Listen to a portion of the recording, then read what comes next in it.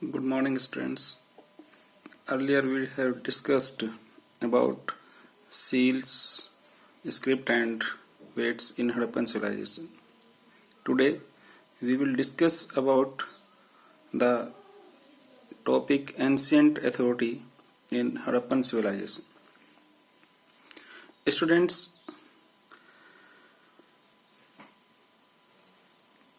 what does mean by authority? Authority means the power to take decisions or the power to take complex decisions. As you know, for example, you can understand at present there is a central authority in India, and in lockdown who have taken complex decision. जैसे हमारे यहाँ पर 28 states हैं and there is a central government. तो आज lockdown के समय में कोरोना वायरस के आउटब्रेक को ध्यान में रखते हुए सेंट्रली हमारे यहाँ डिसीजन लिए जा रहे हैं. यानी हमारे यहाँ सेंट्रल गवर्नमेंट, जिसको हम मोदी गवर्नमेंट कहते हैं. तो क्या इसी तरह से whether there was a authority, a central authority in Harappan civilisation or not? क्या हड़प्पन सिविलाइजेशन में क्या इस तरह की कोई सत्ता थी या नहीं थी? Students, archaeological evidences provide us no immediate answer to such kind of issues. हमारे यहाँ जो पुरातात्विक साक्ष्य हैं वो हमें इस तरह के कोई एविडेंस या कोई इसका आंसर हमें प्रोवाइड नहीं करते. So there are various opinion on this issue. अलग अलग scholars, archaeologists, they have their own opinion. There are at least 4 major opinion about ancient authority. The first one is, some scholars are of opinion that there was a central authority. Means वहाँ पर एक central government थी जो complex decision लेती थी. और इसके लिए उन्होंने कुछ अपने प्रमाण दिए, कुछ एविडेंसेस उन्होंने दिए हैं. एविडेंसेस क्या हैं? उन्होंने कहा कि जो आर्टिफैक्ट्स, उस समय के जो आर्टिफैक्ट्स थे, आर्टिफैक्ट्स क्या, just like seals, weights, bricks and one other thing is script. You know, scholars का कहना है कि there was a uniformity in these artefacts and these objects. Uniformity means ये एक रूपता, यानी वहां पर इन सभी चीजों में, इन आर्टिफैक्ट्स में एक रूपता देखने को मिलती है, नॉर्थ से लेकर साउथ तक और वेस्ट, ईस्ट से लेकर वेस्ट तक. यानी जो हड़प्पन साइट्स है वहां पर इन सभी में एक रूपता देखने को मिलती है. तो दैट मीन्स वहां पर कोई न कोई एक ऐसी सत्ता रही होगी जो इन सब पर डिसीजन लेती होगी.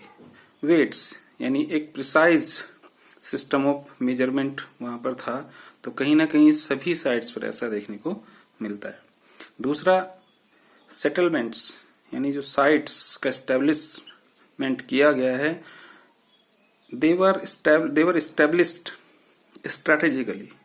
आप देखेंगे most of the sites were established on the bank of the river के किनारे पर थी. जैसे आप देखें अखनूर में एंशिएंट टाइम जो सबसे पहले नॉर्दर्न पार्ट था वो था मांडा. तो मांडा जो था वो चिनाब रिवर के, क्योंकि यहाँ से वाटर की, ड्रिंकिंग वाटर एंड दूसरी यूजेज के लिए उसकी अवेलेबिलिटी इजीली हो जाती थी. इसी तरह से एक एग्जांपल दिया जाता है लेबर्स का माइग्रेशन होना. उनका मानना है कि जो वेट, क्राफ्ट, ये सब चीजें जो थी वो इतनी आसानी से डेवलप नहीं हो पाती थी, इसलिए वहां पर लेबर का माइग्रेशन को भी एक इसके लिए प्रूफ माना जाता है.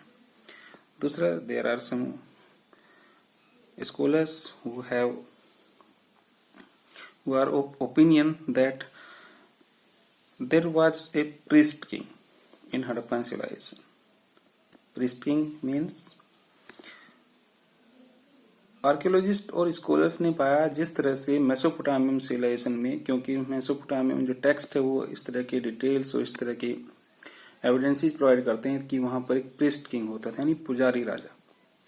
और इसके लिए हड़प्पा सिविलाइजेशन से एक पुजारी की मूर्ति भी पाई जाती है, जिसको दोनों को ध्यान में रखते हुए उन्होंने कहा स्कॉलर्स ने कि वहां पर एक हड़प्पन सिविलाइजेशन में पुजारी राजा यानी प्रीस्ट किंग होता था।